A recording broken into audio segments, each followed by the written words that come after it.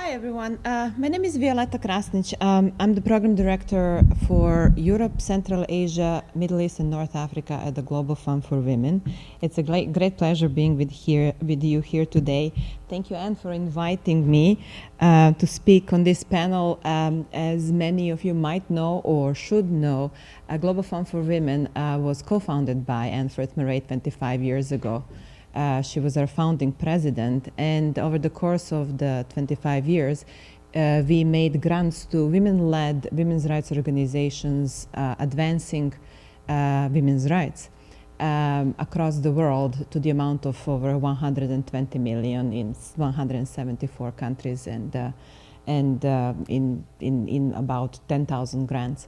So because I'm going to be speaking about money and jobs, just a little acknowledgement and appreciation for Anne, without whom I would certainly not have this job today, and probably not the chance to speak to you about the issues of, pardon me, the issues of economy and health.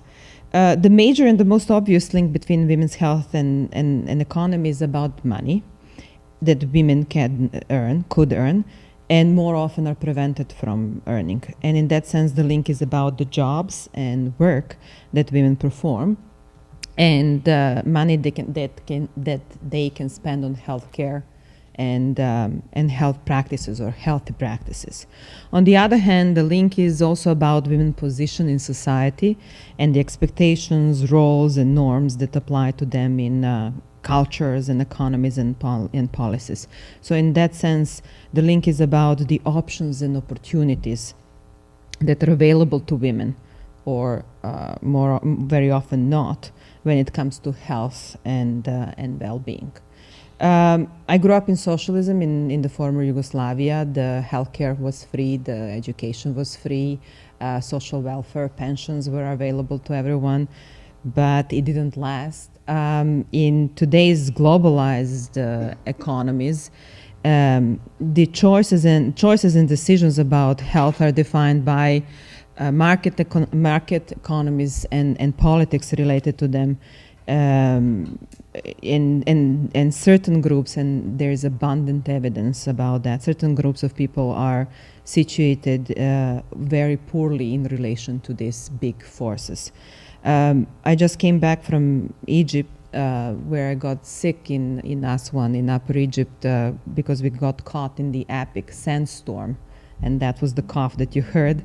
I was sick for a couple of days, but I could have walked in any pharmacy in Cairo and buy any, cough suppressant, and if I chose, steroid inhaler and whatever other medication. But the operative word here is I was able to purchase, which is the verb that a lot of people in Cairo, which is a multi-million city, and especially women, would not be, the verb that they would not be able to afford to use. So the story of women and economic power for the majority of women today in developed and in developing countries alike is about overcoming a maze of never-ending dead ends. Women's place and role in the economy is defined by discrimination and gender inequality, creating impediments for full realization of women's rights in almost every aspect and at every stage of their lives, including in aspects pertaining to their health. A couple of stories. On a daily basis, I work with, did we find it? Oh, it's this one, yeah. On a daily basis, as the program director at the foundation, I interact or come across with tens, if not hundreds, of locally based women's rights organizations. So the story of links between health and economy are abundant, unfortunately not always very bright.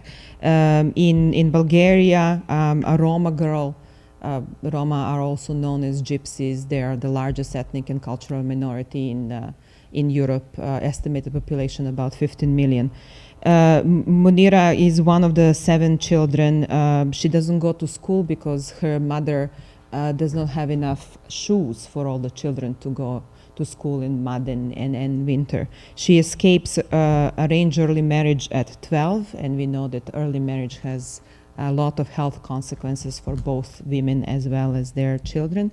And then after escaping it, she goes to the big city where she engages in sex works and ends up providing care to an elderly man in exchange for sex, food, and housing. There are stories of women like Maria from Mexico. Both her and her husband have advanced degrees in electrical engineering, but because of the economic circumstances, she's the one who leaves the job to care for the elderly family members. In the Middle East and North Africa, a woman like Miriam, an elderly Muslim rural women, might have done farm work and tended for her family and her relatives all her life, but does not have pension, does not have health care, does not have social benefits because she never worked and has no income and basically never owned any property apart from personal possessions because culture and tradition and various customary laws prevent women from inheriting title and land. So these are the stories. Data overall across the world are also quite challenging. Of the around 1.1 billion people who live in absolute poverty, that's less than $1 a day, 70% are women. And for these women, poverty does not mean just scarcity and want. It means rights denied, it means opportunities curtailed, and it means voices silenced. So poverty is the confining or whatever, isolating force. Majority, nearly 3/4 of extremely poor live in South Asia, Sub-Saharan Africa, and East Asia. That's about 900 million of people. Women work 2/3 of the world's working hours. Everything that's done in the world on a daily basis, 2/3 of that is done by women. The overwhelming majority of the labor that sustains life, growing food, cooking, raising children, caring for the elderly, maintaining a house, hauling water, is done by women. And universally, this work is accorded low status, or actually no recognition at all, but also low status and no pay. And so the ceaseless cycle of labor rarely shows up in analysis of the social production and value. Women earn only 10% of the world's income. When women work for money, they may be limited to a set of jobs deemed suitable for them, which are invariably low pay and low status positions. And overall, women own less than 1% of the land and less than 1% of the world property overall. So very often, as I said, or you heard already in the stories, laws or customs prevent women from owning land or other productive assets, from getting loans or credit, from having the right to inheritance or to own the home. Divorces in many countries, if they exist, are highly detrimental to women. They have no assets to leverage any economic stability and cannot invest in their own or their family or their children's future. And this has implications for many other aspects of their lives, including domestic violence. And studies, for instance, show that women who own their own house have less chance of becoming victims of intimate partner violence. And other, statistics about domestic violence and health is that for women ages between 15 and 49, domestic violence kills more of them than malaria, war, car incidents, and cancer combined. So that's one of the things that Anne was talking about. It's not just epidemics; it's a disaster. In this country. I came across a recent article by Donna Hall, who is the president and CEO of the Women's Donors Network. That's the philanthropic sector investing in women's political and economic empowerment. She said, in the U.S. we've been astonished, or actually we've been accustomed to feeling outrage and concern when women's reproductive rights are under attack. And we've heard some from Caitlin, but also there is momentum to establish fatal personhood and restrictions on abortion providers, etc. Donna asks, shouldn't we be equally alarmed when women's economic well-being is on the line? The data that she quotes is that 2/3 of minimum wage workers are women, 3/4 of workers who depend on tip are female, and 22% of minimum wage workers in the United States are women of color. But the bottom line is that a woman working full-time at minimum wage earns a salary that pushes her, or actually puts her, below poverty line. Donna calls for the increase in minimum wage, but I just ask you to imagine the implications for the circumstances of these women when it comes to caring to their own and their families' health and well-being. We were to show a video on gender gap. I'm just going to extrapolate and say that there is good news. Gender gap, the disparities, the inequality between men and women is closing in 96% of countries in the health sector, in 93% of countries in education, in 60% of countries in the economic realm, and in 21% of countries in political realm. So I was, kind of puzzled by this question, by this range, because 96% of countries are closing gap in health, but only 21 in political. Health has to do with decisions and options and choices. It turns out that the health gap was based on two indicators. One is sex ratio at birth, which is decreasing. Still, there are pockets of, and we know that more than 100 million of women are missing due to femicide and sex-selective abortions. And then the second indicator for the health gap was healthy life expectancy, which is the number of years somebody is expected to live, taking into account violence and disease, etc. So, we might say these are good news, but basically, this is about not just these indicators. The bad news is this has to be closing the gender gap when it comes to health, has to be about women's empowerment, which is not just about the choices, the expansion of choices, but also the expansion of agency. And I'm going to speak about women's empowerment in a second. I am at, let me see. All right. I'm not going to talk too much about globalization, apart to say that there are both positive and negative effects. On the positive side, it brings income and increases status of women. It creates new standards and roles for women, even through technology and TV. When you see women in a different role in a different country. It helps women connect and mobilize, but the bottom line is that the new trends of globalization in terms of economic integration and technology and information, when these trends meet old gaps, disadvantaged women are left behind, because gender differences in education have limited women's access to new employment opportunities.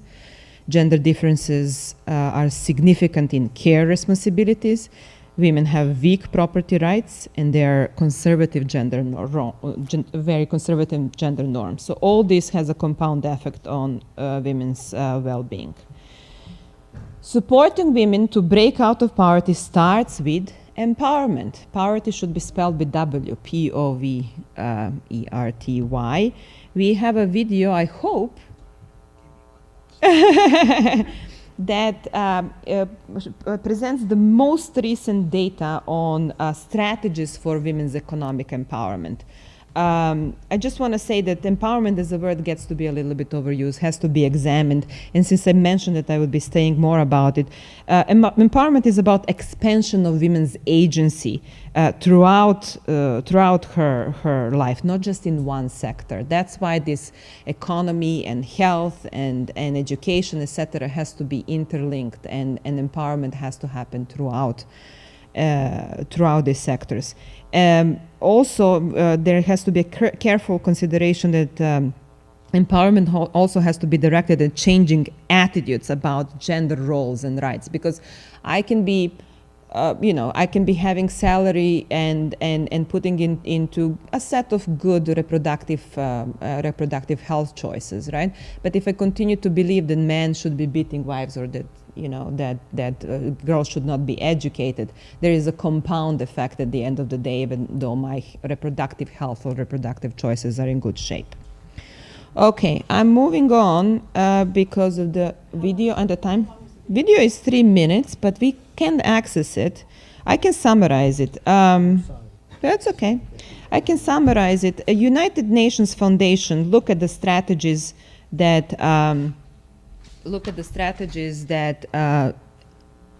empirically proven ensure women's economic empowerment. They divided employment of women into agricultural sector, wage employment, entrepreneurial, and also young women's employment because of the very important social and cultural aspects for this type of employment. The 3 interventions that work are savings. Women who have savings, women who get investment in a way that they can produce, which can produce savings, are much better off economically. Property rights, titles to land and to various other properties are proven to improve women's economic empowerment. And finally, childcare, one of those things that taps into the unpaid work that women do. It's also very important to stress that combination of approaches is needed depending on the context. And the context does not vary just between developed and developing countries. Context varies between San Francisco City and Oakland and Serbia and. Okay, since I'm pretty much at time, I just want to stress actually the role of NGO sector when it comes to issues of NGO, non-governmental organizations, non-profit organizations. When it comes to issues of economic empowerment, for a lot of organizations, I mean, because when we talk about economy, we have to take into consideration the